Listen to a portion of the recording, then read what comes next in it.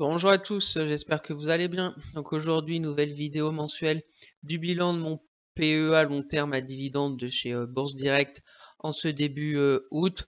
Un mois de juillet qui a été très calme au niveau de mon portefeuille car j'ai renforcé aucune action long terme. J'ai pris aucune position court terme aussi et j'ai vendu aucune action court terme. Donc je n'ai strictement rien fait au mois de juillet, mais on verra quand même l'évolution de mon portefeuille. On fera un bilan, on fera un point aussi sur le CAC 40, comme d'habitude. Donc n'hésitez pas à vous abonner à la chaîne, à partager la vidéo, à me lâcher un maximum de likes, ça me ferait très plaisir. Si vous avez des questions, mettez-les-moi en commentaire, je serai ravi de vous répondre. Pour suivre mon PEA long terme sur Morning, le lien est dans la description. Pour me suivre aussi sur Twitter, le lien est aussi dans la description. Allez, on passe au sommaire. Donc on commencera comme d'habitude par faire un point sur le CAC 40 en mensuel, hebdomadaire et journalier, voir ce qui s'est passé cette semaine, essayer de trouver des zones clés pour la semaine prochaine, tout en parlant rapidement de macro et de microéconomie. Après on passera sur mon portefeuille PEA de chez Bourse Direct, où comme d'habitude je vous montrerai mon portefeuille en toute transparence et en même temps je switcherai sur TradingView pour chaque action de mon portefeuille long terme à dividende, les zones clés que je surveille de près pour chaque action. Après, on passera à mon tableau à dividendes pour voir les dividendes que j'ai perçus au mois de juillet. Ensuite, on verra mes trades court terme. Comme je vous l'ai dit, j'ai rien fait de spécial au mois de juillet, donc je vais faire assez rapidement, je pense, parce que je vous en parle toutes les semaines avec les vidéos hebdomadaires. Donc ça va être assez rapide. Et en conclusion, je vous montrerai trois actions qui techniquement me semblent intéressantes à surveiller de près, qui sont Soprasteria, Engie et Airbus. Bien sûr, je ne suis pas un conseiller financier. Mon avis dans cette vidéo ne représente pas un conseil d'investissement. Elle est juste réalisée à but pédagogique. Chaque investisseur devra sa propre stratégie. Investir en bourse représente un risque. Vous êtes le seul responsable de vos achats et ventes d'actions. Donc au niveau de notre bon vieux CAC 40, donc là je suis en données mensuelles pour voir la bougie de juillet. Avant, on va faire un point rapide sur la macro de cette semaine. Ce que je retiens, c'est déjà on est à la fin des résultats des entreprises pour ce deuxième trimestre, qui dans l'ensemble ont été plutôt supérieurs au consensus. Mais faut quand même aussi savoir que les consensus ont été plus bas que le trimestre précédent. Voilà, on a vu les entreprises qui ont déçu ont été sanctionnées direct, et les autres qui ont plutôt été bien accueillis par le marché, ont bien augmenté, mais bon, sans non plus avoir de grandes envolées. Affaire à suivre. Mais voilà, on est presque au plus haut du CAC. On a des consensus qui n'arrêtent pas de baisser mois après mois. Et est-ce qu'on est vraiment à la bonne place vers les 7500? Voilà, j'ai regardé un peu les résultats de certaines entreprises pour le premier semestre 2023 par rapport au premier semestre 2022, qui était on était vers les 6004, donc 1000 points en dessous. Il y a des entreprises qu'on fait un peu on va pas dire les mêmes résultats, mais bon, qui ont été un peu plus élevés, mais pas non plus de grande fulgurance. Alors est-ce que ça mérite, moi, 1000 points de plus? Je ne sais pas. Le marché nous le dira prochainement, je pense. Mais voilà au niveau des résultats d'entreprise. Ensuite, on a eu ce qui a fait un peu bouger les marchés en début de semaine, c'est la dégradation de la note souveraine aux États-Unis par le bureau d'analyste Fitch, un truc comme ça. Donc à triple A qui est passé à AA+. Donc c'est un peu secoué, mais déjà il y a plusieurs bureaux JP Morgan, etc. Donc affaire à suivre, voir les autres aussi, on va dire les plus importants. Bureau d'analyse, ce que ça va donner les mois à venir sur la note souveraine des États-Unis. Mais bon, depuis le temps avec les relèvements des plafonds de la dette, etc. À un moment, je pense qu'ils vont baisser peut-être leur note, je sais pas, affaire à suivre aussi. On verra ça mois après mois. Et après, au niveau de la macro, dernier point, une économie américaine toujours très solide avec les offres d'emploi, taux de chômage, PIB, etc. qui sont ressortis plutôt très bons. Donc voilà, au niveau de la macro, micro, les résultats d'entreprise sont terminés. Donc on va voir maintenant ce que ça va donner le marché avec tout ça derrière nous. On verra le troisième trimestre que ça va nous donner. Donc au niveau du CAC 40 mensuel, donc la bougie de juillet était plutôt intéressante, avec une grande mèche basse qui est revenue chercher la moyenne mobile 10 mensuelle. Les 4 premiers jours là, de août, ça commence à corriger. On va voir si on casse la moyenne mobile 10 mensuelle fin août. Ça voudrait dire qu'on clôture à peu près en dessous des 7100 points. Voilà, au niveau du mensuel, tant qu'on reste au-dessus des 7100 points, il n'y a pas trop de danger, je pense. Voilà, on est au-dessus de la M10 depuis novembre. Voilà, après la correction de début 2022. Voilà, au niveau du mensuel, on va passer en hebdomadaire. Hebdomadaire, de la semaine dernière, c'est pareil. La semaine dernière, je vous en avais parlé. Cette semaine, ça a été 7500 résistance que je vous avais parlé. Je pensais une respiration vers les 7400, mais on est un peu plus bas. On est revenu dans toute cette zone là, un peu de range entre 7004 et 7100. Est-ce qu'on va retourner vers les 7100? Je ne sais pas, mais c'est le prochain support court terme sur le CAC. Après, au niveau de l'hebdomadaire, peut-être qu'on pourrait avoir une épaule tête épaule, mais un peu biscornue, je ne sais pas. On voit un peu ici, on peut dire l'épaule gauche, la tête, et là on est en train de faire l'épaule droite. Et ça reviendrait à peu près vers les 7100. Voilà, donc vraiment le support des 7100, c'est pour ma part un support important à pas franchir pour continuer un peu la belle dynamique haussière, même si elle, pour le moment elle ralentit, mais bon, voilà, une hypothèse parmi tant d'autres.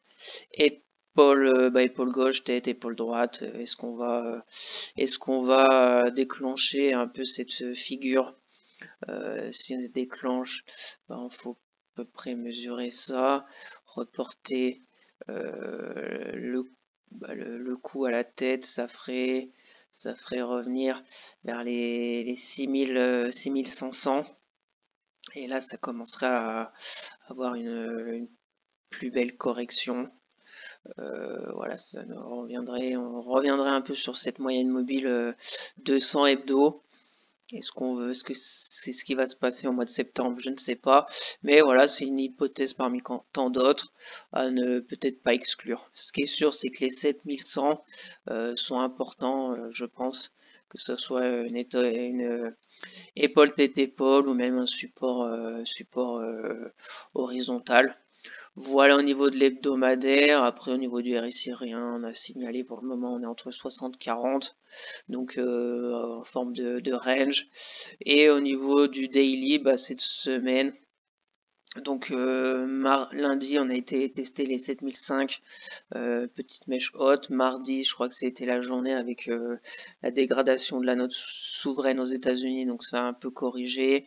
Mercredi, jeudi, bougie pas belle du tout, indécision, gap gap baissier sur les 7004.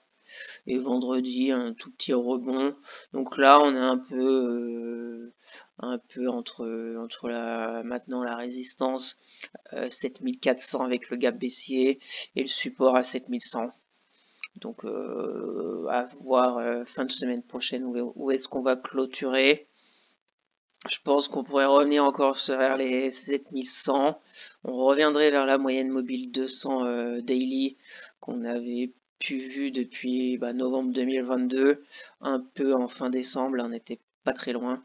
Donc vraiment 7100 avec la possibilité d'une épaule tête-épaule, plus le support horizontal, plus la moyenne mobile 200. C'est voilà, c'est quand même costaud. Donc les choses pourraient être sérieuses pour avoir une plus grosse baisse vers les 7100. Donc pour le moment, rien à signaler au niveau du CAC 40. On verra bien la semaine prochaine dans ma vidéo hebdomadaire du week-end prochain. Où est-ce qu'on va finir au niveau du CAC 40? Mon avis, je pense qu'on pourrait rester entre 7004, 7100. Je vois pas trop le CAC revenir au-dessus des 7004 la semaine prochaine. Mais bon, on verra bien. Voilà au niveau du CAC 40. Donc passons maintenant à mon portefeuille PEA de chez Bourse Direct. Donc voilà le total de mon portefeuille vers les 17 000 euros, dont presque 5 000 euros de cash disponible. Plus-value latente pour le moment à peu près à 135 euros. Voilà, donc je vous invite, pour ceux qui veulent voir de plus près, à mettre pause. Après, donc comme d'habitude, j'ai des actions, on va dire entre guillemets plutôt court terme, qui sont Accor, Getlink, Legrand, mon BX4 qui est toujours d'actualité, qui couvre un peu toutes mes actions court terme. J'ai Orange et j'ai Trigano. Voilà, toutes les actions que je vous parle tous les week-ends court terme, c'est celle-ci. Pour le moment, je touche pas à grand chose. Et puis les autres, c'est du très long terme, action à dividende pour le futur, que je vais switcher sur TradingView pour vous montrer pour chaque action les points d'intérêt long terme que je surveille de très près. Donc allons-y, c'est parti. On va commencer par Air Liquide. Donc bien évidemment, je suis en hebdomadaire pour voir la tendance plutôt de long terme. Je vous rappelle, les droites verticales, c'est les jours où j'ai acheté des actions. Voilà, donc Air Liquide depuis le 6 juin 2022, j'avais pas repris d'action Air Liquide. Donc j'ai un hebdomadaire, donc j'avais ce canal qui a été cassé. Là, c'est plutôt, on va bricoler un peu, c'est plutôt, voilà, on est plutôt sur un range aussi en plus haut historique vers les 168, mais qui a été très vite corrigé à la bougie hebdomadaire d'après. On est un peu entre 166 et 155. Donc zone d'intérêt vers les 154. Voilà, ici, pourquoi pas avoir après, bien évidemment, l'état du marché si on y revient. Et zone un peu plus basse qui pourrait être intéressant pour reprendre du air liquide vers les 142, zone de polarité. On reviendrait un peu vers cette moyenne mobile 200. Ça nous ferait respirer de cette grosse hausse qu'on a eue. Ça nous ferait 50% de retracement de Fibo de la grande hausse de octobre 2022 jusqu'à juin 2023. J'aimerais bien qu'elle revienne par là. Ça, on voit la moyenne mobile 200 hebdo qui n'a jamais été franchie à la baisse depuis 2016. Juste ici, mais bon, quelques semaines et pas beaucoup. Donc voilà au niveau de Air Liquide. On va passer maintenant à Amundi. Donc Amundi, en hebdomadaire, j'ai toujours cet oblique, résistance oblique baissière, qu'on n'arrive pas à passer depuis un long moment. Après, il y a quand même du mieux parce qu'on était à 42 euros en octobre, on est remonté jusqu'à 65. Zone qui pourrait m'intéresser, c'est par ici vers les 50 euros. Voilà, et puis si on revient vers les 43 €, voilà, si on voit quand même ici, c'est des zones 44 €, c'est zone du crash Covid, zone de 2018 et zone 2016. Donc on reviendrait encore sur des plus bas de historique d'Amundi presque. Donc je garde en portefeuille bien évidemment parce que j'aime bien l'action, j'aime bien la société. Si elle revient vers les 50 €, je réfléchirai sûrement pour en reprendre dans mon portefeuille PEA. Ensuite, on va passer à OB. Donc OB, pareil, j'avais pris des actions ici sur cette zone vers les 46 €. Là, on est de retour sur une zone aussi intéressante. Après, c'est une des actions, j'ai pris au mois de mars. Donc ça fait pas longtemps que j'ai pris des actions OB. Donc on va plutôt voir s'il y a en dessous. Là, on est pour les personnes intéressées par OB, pour du très long terme, on est sur une belle zone de polarité. On voit ici support qui a bien fonctionné, toute cette zone qui a été traversée pour aller sur des records vers les 62 €, on avait travaillé cette zone. Ici, c'était une grosse résistance en 2018. Donc, ça serait une zone intéressante pour en reprendre ou pour se lancer dans OB pour du long terme. Pour ma part, je vais attendre de voir peut-être plus bas. Si elle y vient, ce serait voilà, toute cette zone, là, cette grosse zone aussi. Un étage plus bas, ça ferait vers les 35 €. Après qu'on voit quand même avec le crash Covid, elle était quand même à 17 €, elle est montée en ligne droite presque à 61. Donc ici, on n'est qu'à 50% du retracement de toute la montée post-crise Covid. Donc voilà, si elle revient ici, ça fera un 61,8. C'est tout à fait possible.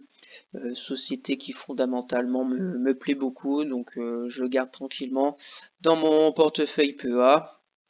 Ensuite AXA. AXA, on est en train de se mettre sur le bas du canal. On voit, voilà, canal haussier, mais plus ça va, moins on arrive à toucher la borne haute du canal. On a maintenant une résistance en dessous des 30 €. On a un support pour le moment qui réagit là vers les 25-26, mais voilà, ça peine. Zone qui pourrait être intéressante vers les 25 € ou zone plus basse vers les 22 €.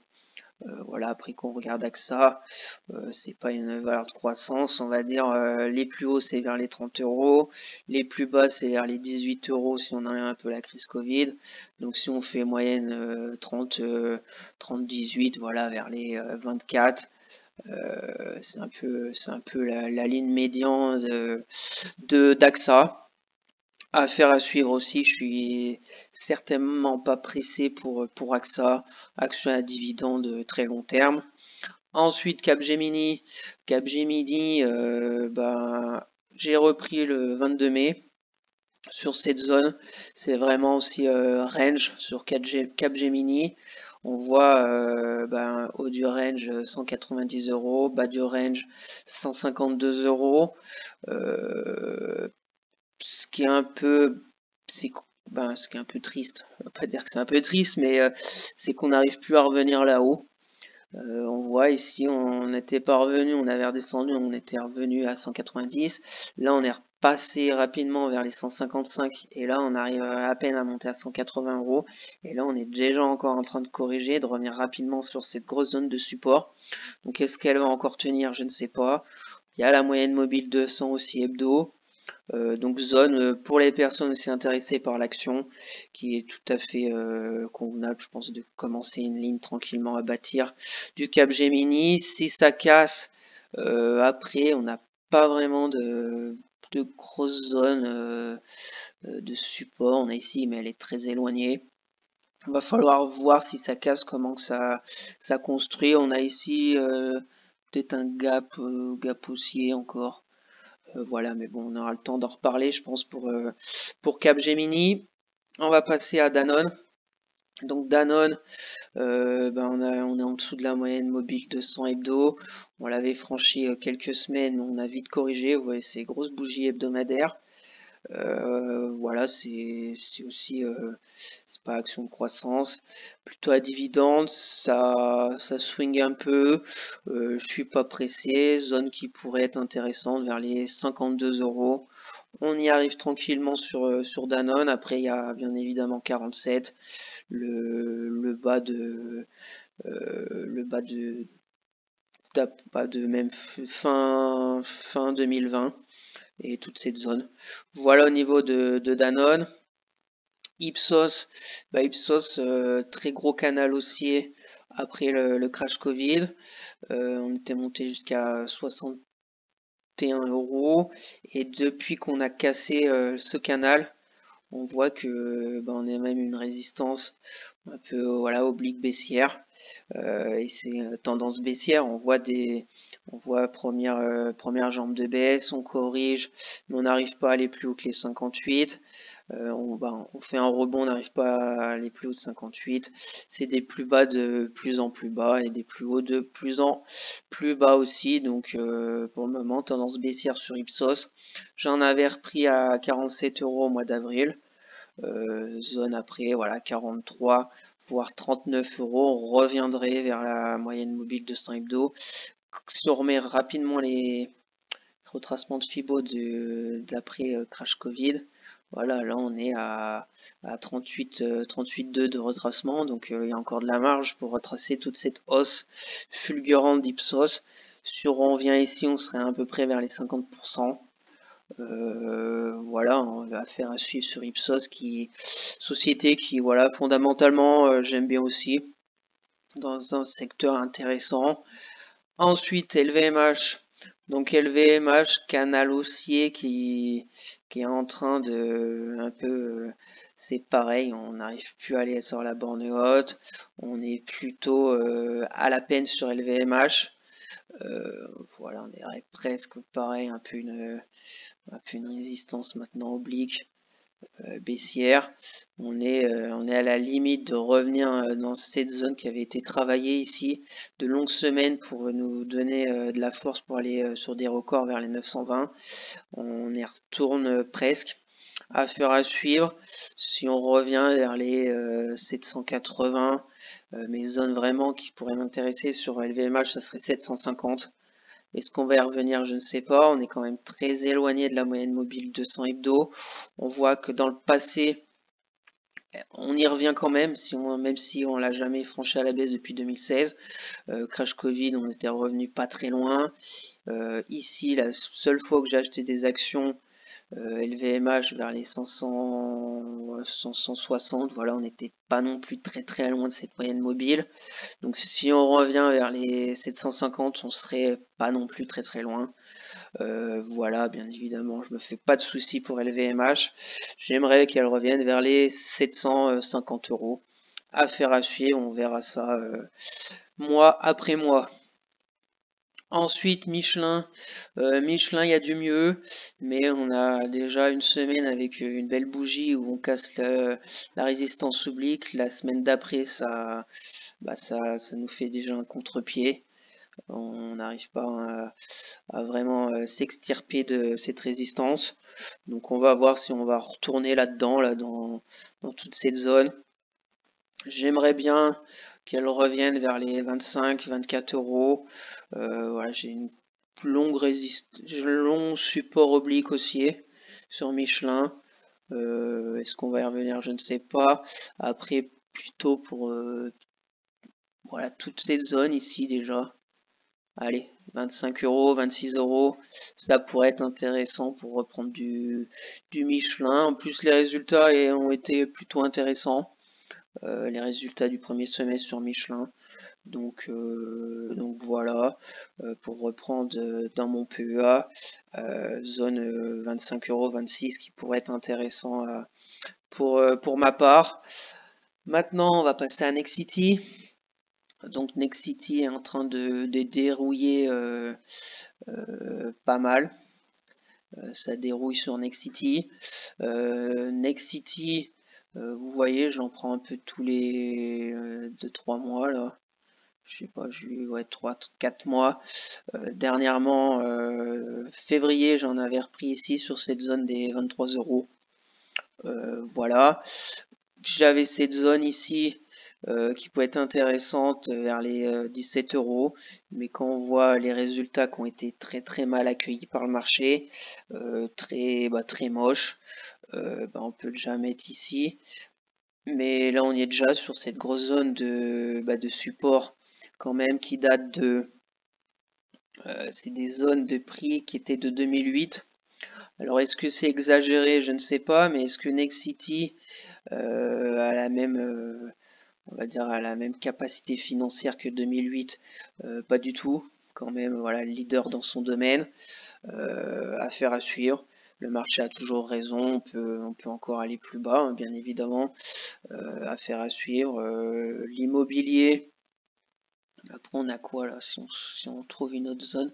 Immobilier, ça va être long et douloureux, je pense.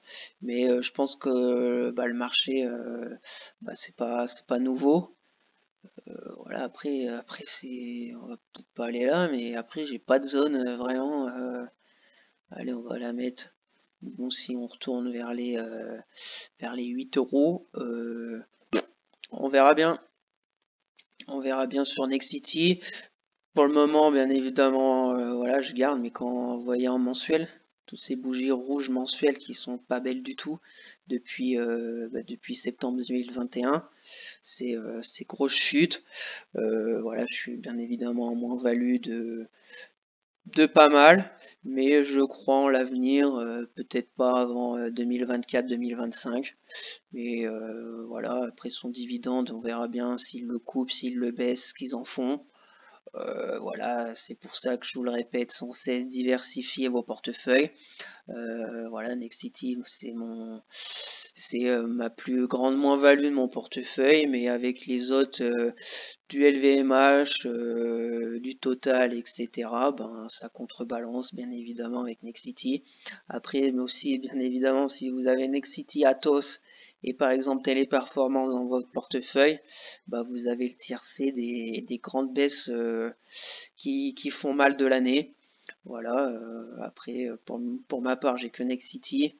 Atos m'intéresse pas du tout. Téléperformance pourrait peut-être m'intéresser, mais bon, pour le moment, c'est englué aussi à la baisse. Voilà, on va fermer la parenthèse pour ces trois actions. Pour les personnes qui croient en Nexity, je vous dirais peut-être commencer à bâtir une ligne vers les 14 euros, mais là, la baisse est vraiment fulgurante.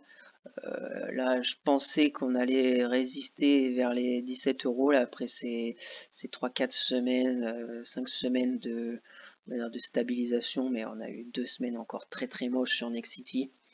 Donc jusqu'à où, je ne sais pas. Va falloir attendre de voir plus de bougies, que les cours se stabilisent sur Nexity. Voilà, on fera un point tous les mois bien évidemment sur le titre. Et pour les personnes qui s'intéressent à Nexity, n'hésitez pas à aller voir ma vidéo d'analyse fondamentale et technique sur Nexity. Ensuite, passons à Publicis. Donc Publicis, c'est pareil, ça patine, grosse résistance vers les 80 euros. Ça fait des semaines et même des mois qu'on n'arrive pas à aller plus haut. Après, ça corrige pas vraiment sur Publicis. Dernière fois que j'ai pris du Publicis, c'était en juin 2022.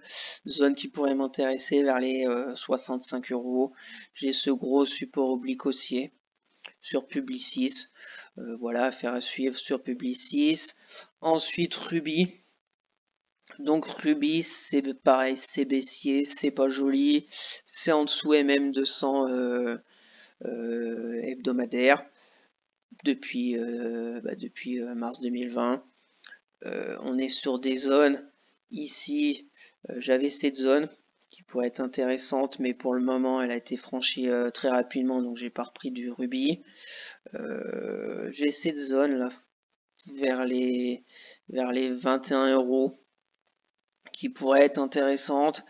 Et après, j'ai une zone vers les 16,50 € qui est beaucoup plus basse. Voilà, c'est un peu comme Next City, si vous croyez à la société, si la société vous intéresse, pourquoi pas commencer à bâtir une ligne vers les 21 euros.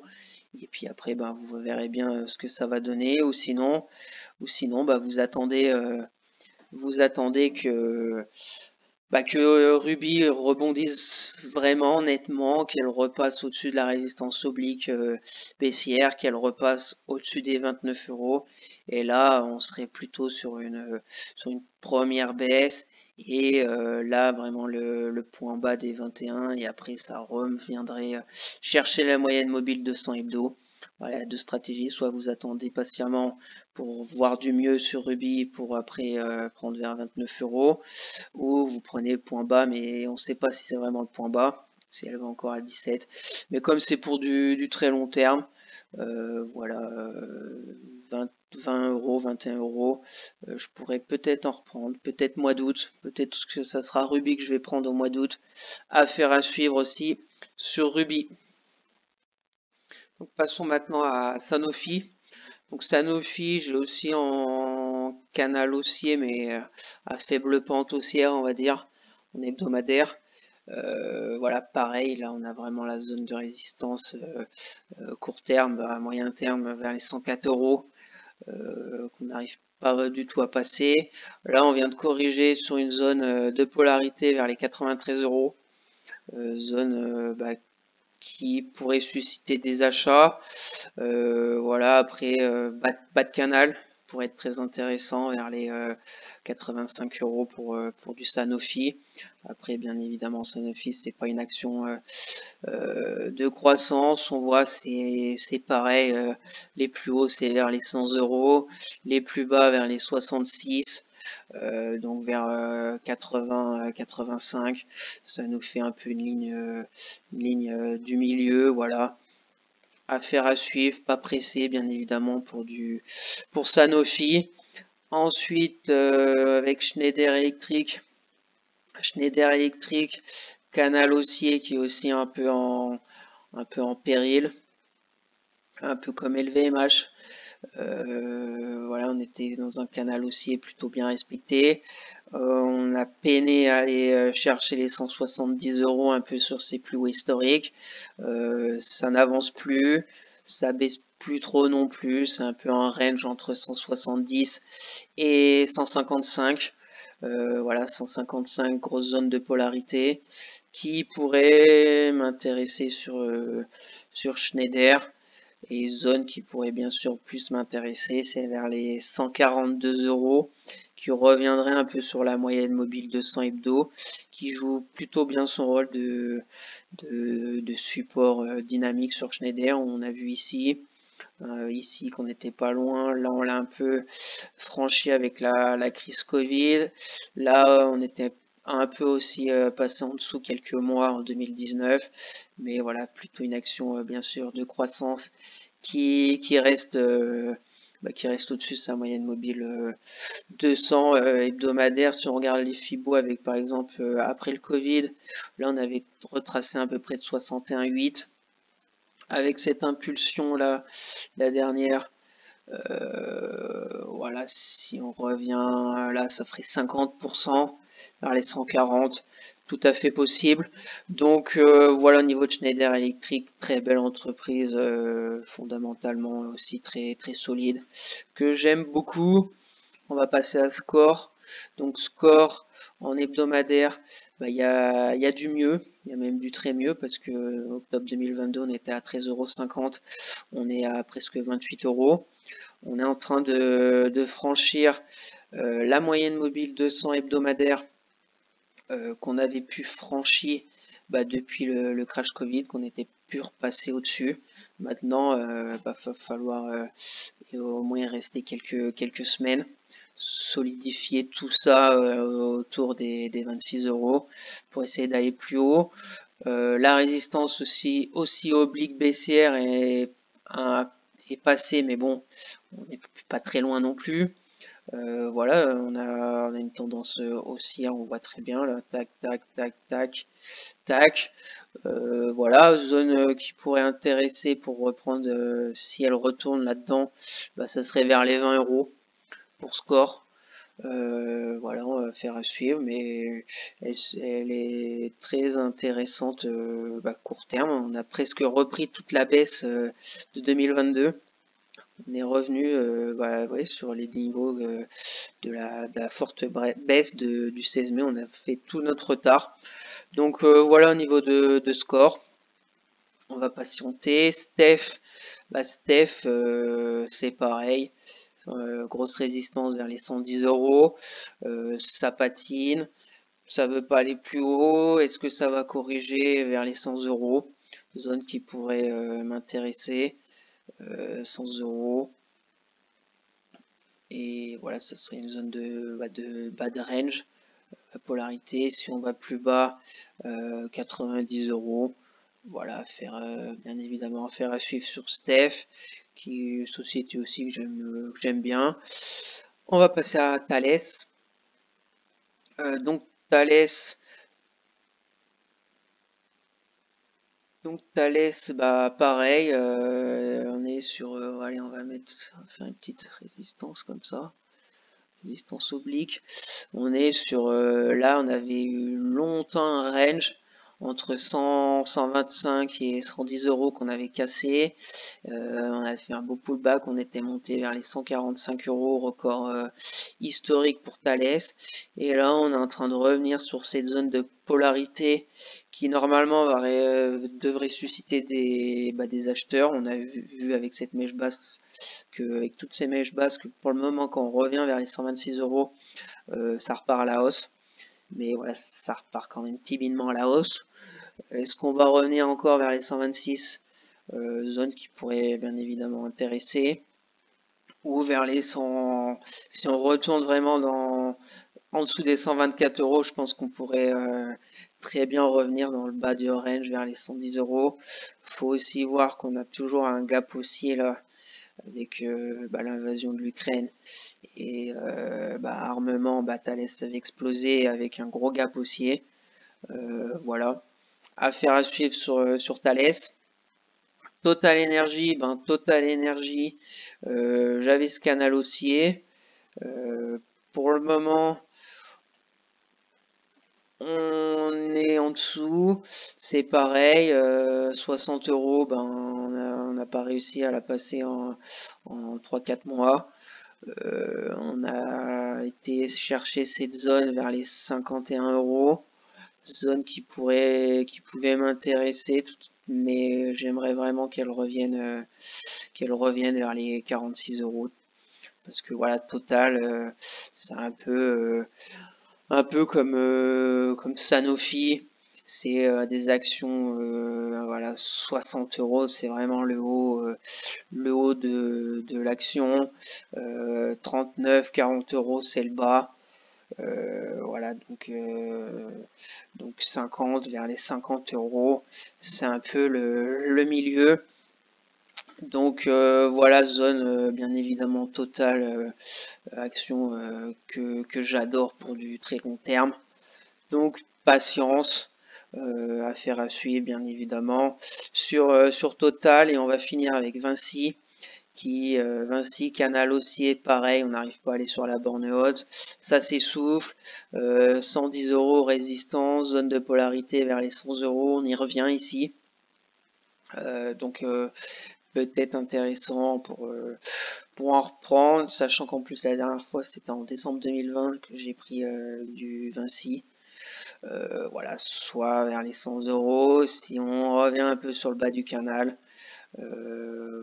Affaire à suivre sur Vinci, qui est voilà, une action que j'apprécie énormément aussi pour du très long terme avec un bon dividende. Donc voilà, pas pressé non plus, sachant qu'en plus le CAC 40 il est un peu aussi flagada, on ne sait pas trop où est-ce qu'il va aller. Je pense qu'on y verra plus clair au mois de septembre. Voilà, c'est pour ça que on va repasser rapidement sur mon portefeuille. C'est pour ça que j'ai pas mal de cash de côté. au cas où s'il y a des opportunités à saisir. Voilà au niveau de mon portefeuille PEA et du gros point qui a été fait dessus. Donc passons maintenant rapidement à mon tableau à dividendes pour voir qu'au mois de juillet, j'ai touché les dividendes de Ipsos, donc 16,20 €, Publicis 26,10 € et Total Energy 5,92 €. Ce qui m'a fait, ce qui me fait un rendement sur PRU pour Ipsos de presque 3%, pour Publicis 5,6% et Total Energy on est à 5% pour le moment à l'année, sachant que Total verse un dividende chaque trimestre. Voilà au niveau de mes dividendes. Pour le moment à l'année, je suis à 387 € de dividendes. Au mois d'août, je crois qu'aucune entreprise va me verser un dividende. Donc voilà au niveau de mon tableau à dividendes. Donc on va passer maintenant à mes trades court terme que j'ai toujours en portefeuille. On va essayer de faire assez rapide parce que je vous en parle tous les week-ends. Au niveau déjà Accor, on voit cette semaine a été négative quand même sur le titre. On était à 34 €, on est redescendu très rapidement à 32,70 €. Voilà, je vous parle de cette grosse résistance des 34 €. J'aurais peut-être dû prendre mes plus-values. L'avenir nous le dira. Après, voilà, j'aime bien le secteur tourisme où j'ai pas d'action vraiment dans le secteur du tourisme dans mon PEA. Donc j'aime bien Accor. Je suis revenu à mon PRU, affaire à suivre sur sur Accor. Pour le moment plutôt négatif, très court terme. On voit le RSI qui est passé en dessous du 40, qui n'était pas dessous depuis mars 2023. Donc il y a quelque chose qui vient de se passer sur le titre. On va voir si cette zone normalement de polarité va susciter des acheteurs ou pas sur Accor, ou est-ce qu'il va falloir aller chercher plus bas un nouveau élan sur le titre. Affaire à suivre. Voilà, sur Accor, qui bien évidemment je partage tout ça sur Twitter. Je vous en parle tous les week-ends. Donc n'hésitez pas à aller vous abonner à mon Twitter. Le lien est dans la description. Ensuite, Trigano. Donc Trigano, c'est un peu pareil. Trigano, donc PRU 137 €, prise d'action le 9 juin. Ça patine. C'est plutôt voilà dans cette zone entre 137 130 €. J'ai cette forme de triangle un peu là avec ce support oblique, résistance oblique. On va voir par où Trigano sort. Je vois ce qui est intéressant avec Trigano, dès qu'il se rapproche vers la moyenne mobile 200, il y a une réaction du marché. Alors est-ce qu'il va y avoir une réaction même si on vient vers les 126? Affaire à suivre. Objectif, ça serait 150 €. Déjà 144, il y a un gap baissier ici. Les résultats ont été bons. C'est aussi une entreprise plutôt solide fondamentalement et je pense qu'il y a de belles années, déjà, des beaux mois devant elle. On verra bien si elle retombe dans ses travers, mais bon, on était quand même vers les 80 € sur Trigano. On a bien remonté la pente. Voilà, affaire à suivre sur Trigano. Ensuite, j'ai du Legrand. J'ai Getlink aussi. On va faire Getlink en premier. Getlink, ça fait un moment que je l'ai, mais c'est pas non plus joli sur Getlink. Getlink, action que j'avais prise le 12 mai. 16,75 € de PRU quand on avait vraiment franchi, on avait franchi la résistance. Voilà, Getlink, c'est un peu le range 16,58 €, 14,50 €. On avait franchi, on était monté là, et voilà, forme un peu de bull trap, on va dire. On a un gap, bon ça c'est le gap du dividende, mais en peine on peine vraiment à déjà tenir cette moyenne mobile 200 journalière. Et là, j'avais ce support un peu oblique, mais voilà, je peux l'enlever parce que pour le moment, on a eu aussi une pas belle semaine sur Getlink. De retour vers une belle zone de polarité, là, on va voir ce que ça va faire, qui était support en juin, début juillet. Toute cette zone, pour le moment, fait support, zone de polarité. Si on la casse, je pense qu'on pourrait revenir ici, vers les 14,70 €, qui est aussi une grosse zone pour Getlink. On verra bien. Pour le moment, je garde. Parce que voilà aussi j'aime bien le secteur avec le tunnel sous la Manche. Je pense qu'il y a de belles perspectives pour l'action, en plus qui a délivré des bons résultats. Donc voilà, on verra ce que l'avenir nous le dira sur Getlink, mais voilà, il va falloir réagir assez rapidement sur le titre. Donc après le grand, c'est plutôt pas mal, parce que voilà, tant qu'on est au-dessus des 90 €, un peu voilà ces zones. J'ai plusieurs supports obliques. Voilà, j'en ai tracé plusieurs, mais voilà, plutôt celui-là très court terme, mais bon, ça revient à peu près vers les entre 90 et 89 €. J'en ai un autre un peu plus long terme. Voilà, on va voir si elle revient par ici, ce que ça va donner. Et après, j'ai aussi la moyenne mobile 200 daily qui pourrait, si ça corrige vraiment, j'aimerais, voilà, 100 €, mon objectif sur le grand. Après le grand, bon, on sait très bien que c'est une grosse entreprise aussi fondamentalement qui est plutôt solide. Donc ça me dérangerait pas de la garder quelques mois. Après voilà, j'ai Schneider dans le même secteur, mais ouais, plus le grand elle verse aussi un dividende. Donc je suis pas non plus pressé à vendre rapidement si elle corrige beaucoup. Affaire à suivre, que bien évidemment je vous partagerai sur Twitter. Si elle revient dans cette zone 90, il va falloir voir la réaction du marché. Ce que ça va donner pour aussi les personnes qui sont intéressées par le grand. Après voilà, si on dézoome un peu, le début 2022, on était à plus de 100 €. Après on avait vraiment chuté parce qu'on était descendu à 64, mais on est en train de refaire notre retard. Ça met un peu de temps, mais c'est plutôt positif quand même sur le grand.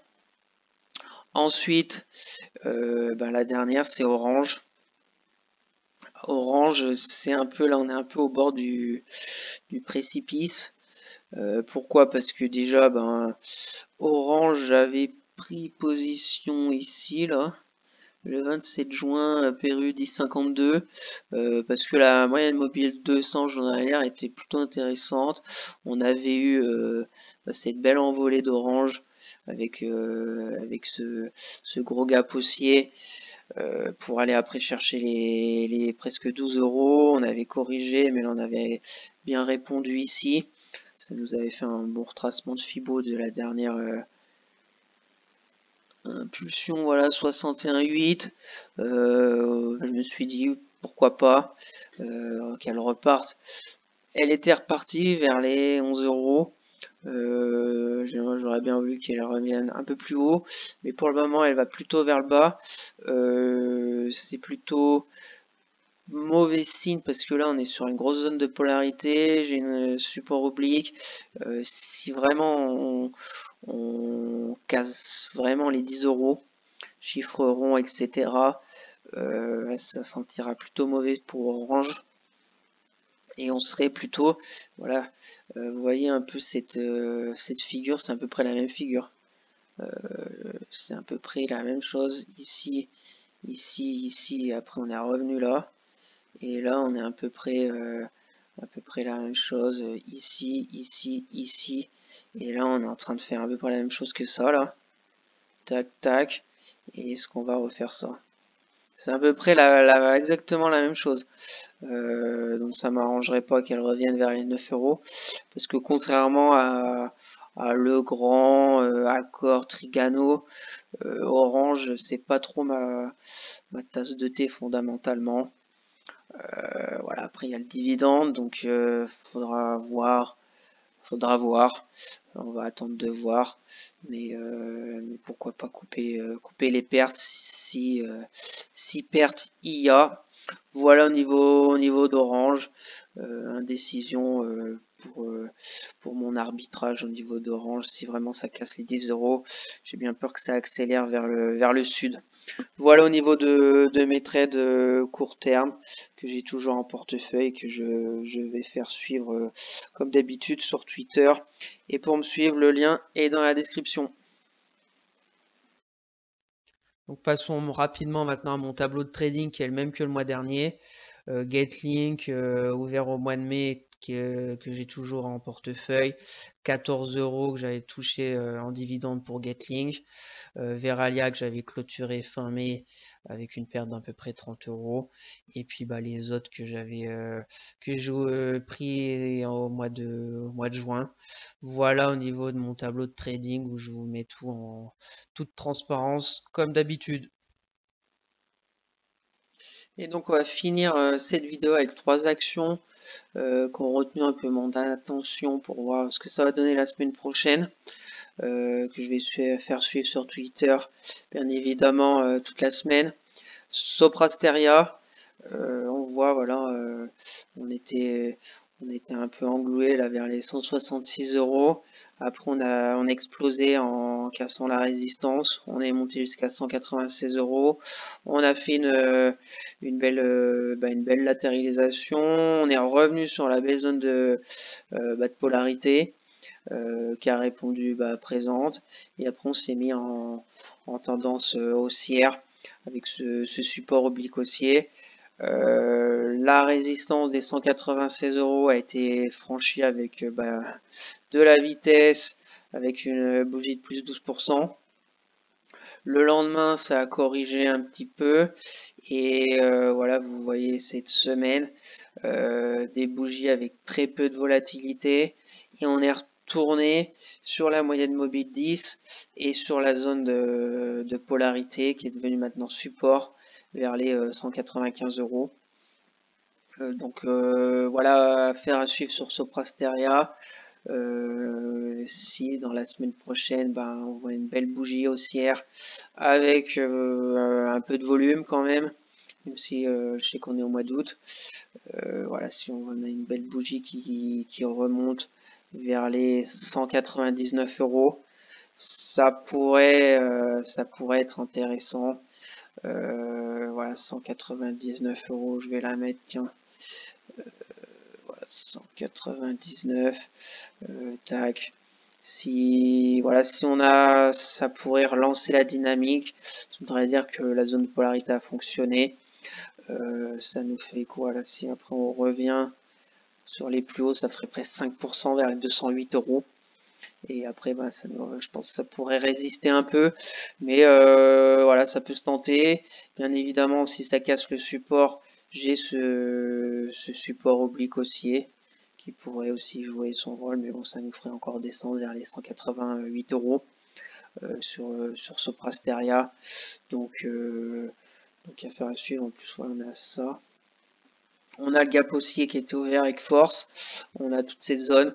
Donc voilà, à voir si fin de semaine prochaine on reste au-dessus des 195 ou si on casse et qu'on va à 187 ou qu'il y a vraiment une volonté des acheteurs et on passe au-dessus des 199 euros pour Soprasteria qui bien évidemment je ferai suivre tout ça sur Twitter. Ensuite, action aussi qui techniquement est sur un peu des zones clés, il y a NJ. NJ, j'ai un canal haussier plutôt intéressant, une moyenne mobile 200 aussi intéressante, Ici, début d'année, janvier 2023, moyenne mobile 200 avait répondu présente, on avait relancé la dynamique. Ici, on s'était à peine approché en mars. Ici, mai 2023, pareil, bas de canal, moyenne mobile 200, on avait relancé la dynamique. Et là, on est de retour. Après, ce qui m'embête un peu, c'est ces trois un peu top là de 15,50 €. On voit pareil que ça peine à aller sur le haut du canal. Parce que là, on est revenu ici, on est revenu chercher des acheteurs sur la moyenne mobile 200 et le bas du canal, mais après, on n'a pas réussi à franchir les 15,50 €. Et là, on est encore de retour assez rapidement. Donc voilà, je vais regarder NJ fin de semaine prochaine si on clôture en dessous par exemple des 14 € ou si on tient bien la moyenne mobile 200 et le bas du canal. Voilà au niveau de d'NJ, mais on voit quand même que la semaine a été très négatif. On voit ces belles bougies, on voit le RSI qui rentre en zone de survente. Donc voilà, on va voir la réaction du marché. On a eu une toute petite réaction vendredi quand même, à noter, après plus de 6 bougies très baissières, très rouges. Donc est-ce que c'est le commencement d'une réaction sur le bas du canal et en approche de la moyenne mobile 200? Affaire à suivre, intéressant de voir la semaine prochaine. Où est-ce qu'on sera sur NJ? Et la dernière, Airbus. Airbus, voilà, pareil, canal haussier, plutôt bien respecté. Ces dernières semaines, on peine à aller toucher la borne haute du canal, mais voilà, on n'était pas très loin ici, 25 juillet. On a une mèche haute parce qu'on arrive sur une grosse zone de résistance sur Airbus. C'est la zone de résistance d'avant crise Covid, des plus hauts historiques sur le titre. Donc voilà, c'est un peu normal que ça peine à passer du premier coup. 138 €, bas de canal, zone de polarité, affaire à suivre. Négatif si on casse le bas du canal aussi et qu'on vient vers les 128 €. Et positif si on arrive à travailler un peu cette zone cette semaine et à clôturer déjà dans ce canal. Pour aller chercher le haut, si on vient vers les 100, allez 131, ça ferait quoi 4-5%. Voilà, des clous historiques. Donc voilà au niveau d'Airbus, le RSI, pas de rien à signaler, on est en zone neutre entre 60 et 40. Voilà, on va voir, on va suivre ça la semaine sur Airbus. Je vais vous partager tout ça sur Twitter, bien évidemment. Le lien est dans la description.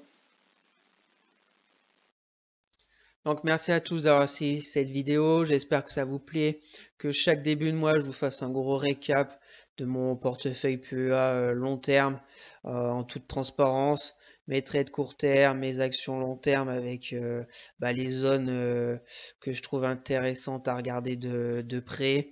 Et je vous montre même des actions à suivre la semaine suivante qui techniquement me semble intéressante. Donc n'hésitez pas à vous abonner à la chaîne, à partager la vidéo, à me lâcher un maximum de likes, ça me ferait très plaisir. Si vous avez des questions, bien évidemment, mettez-les moi en commentaire, je serai ravi de vous répondre. Pour me suivre sur Twitter, le lien est dans la description. Pour aller suivre mon portefeuille PEA sur le site de Morning, qui est un site très intéressant que j'aime beaucoup aussi, avec un très bon forum. Le lien aussi dans la description. Sur ce, je vous souhaite un bon week-end, de bonnes vacances pour les personnes qui sont en vacances. Et puis, je pense qu'on se retrouvera le week-end prochain pour une nouvelle vidéo hebdomadaire. Allez, bye!